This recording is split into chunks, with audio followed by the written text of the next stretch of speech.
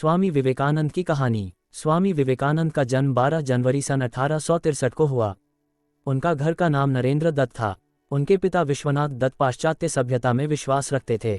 वे अपने पुत्र नरेंद्र को भी अंग्रेजी पढ़ाकर पाश्चात्य सभ्यता के धन पर ही चलाना चाहते थे।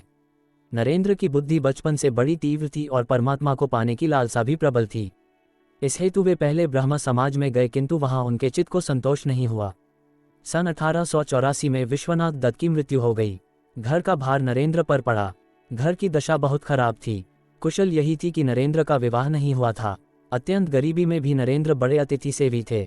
स्वयं भूखे रहकर अतिथि को भोजन कराते, स्वयं बाहर वर्षा में रात भर भीगते ठिठुरते पड़े रहते और अतिथि को अपने बिस्तर पर सुला देते।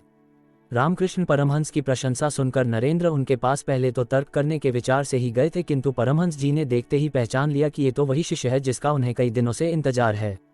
परमहंस जी की कृपा से इनको आत्म साक्षात्कार हुआ। फलस्वरूप नरेंद्र परमहंस जी के शिष्यों में प्रमुख हो गए। संन्यास लेने के बाद इनका नाम विवेकानंद हुआ। स्वामी विवेकानंद अपना जीवन अपने गुरुदेव स्वामी रामकृष्ण परमहंस को समर्पित कर चुके थे। गुरुदेव के शरीर त्याग के दिनों में अपने घर और कुटुंब की नाजुक हालत की परवाह किए बिना, स्वयं के भोजन की परवाह किए बिना गुरु सेवा में सतत हाजिर रहे। गुरुदेव का शरीर अत्यंत रुग्ण हो गया था। कैंसर के कारण गले में से थूक, रक्त, कफ आदि निकलता था। इन सब की सफाई वे खूब ध्यान से करते थे। एक बार किसी ने गुरुदेव की सेवा में घृणा और लापरवाही दिखाई तथा घृणा से नाक भौहें सिकुड़ी। ये देखकर विवेकानंद को गुस्सा आ गया। उस गुरु भाई को पाठ पढ़ाते हुए और गुरुदेव की प्रत्येक वस्तु के प्रति प्रेम दर्शाते हुए उनके बिस्तर के पास रक्त, कफ आदि से भरी थूकदानी उठाकर पूरी पी गए। गुरु के प्रति ऐसी अनन्य भक्ति और निष्ठा के प्रताप से ही वे अपने गुरु के शरीर और उनके दिव्यतम आदर्शों की उत्तम सेवा कर सके। गुरुदेव को वे समझ सके, स्वयं के अस्तित्व को गुरुदेव के स्वरूप में विलीन कर सके, समग्र विश्व में भारत के अमूल्य आध्यात्मिक खजाने की महक फैला सके। उनके इस महान व्यक्तित्व की नींव में थी ऐसी गुरुभक्ति, गुरुसेवा और गुरु के प्रति अनन्य निष्ठा। 25 वर्ष की अवस्था में नरेंद्र दत्त ने गेरुआ वस्त्र पहन लिए। तत्पश्चात उन्होंने पैदल ही पूरे भारतवर्ष की यात्रा की। सन 1893 में शिकागो, अमेरिका में विश्व धर्म परिषद हो रही थी। स्वामी विवेकानंद जी उसमें भारत के प्रतिनिधि के रूप से पहुंचे।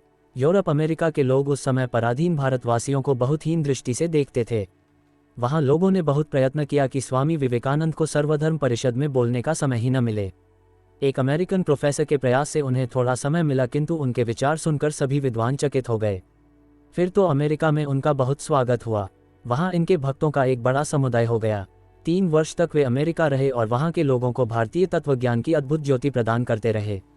अध्यात्म विद्या और भारतीय दर्शन के बिना विश्व अनाथ हो जाएगा, ये स्वामी विवेकानंद जी का दृढ़ विश्वास था। अमेरिका में उन्होंने रामकृष्ण मिशन की अनेक शाखाएं स्थापित की। अनेक अमेरिकन विद्वानों ने उनका शिष्यत्व ग्रहण किया। वे सदा अपने को गरीबों का सेवक कहते थे। भारत के गौरव को देश देशांतरों में उज्ज्वल करने का उन्होंने सदा प्रयत्न किया। 4 जुलाई सन 1902 को उन्होंने देह त्याग किया।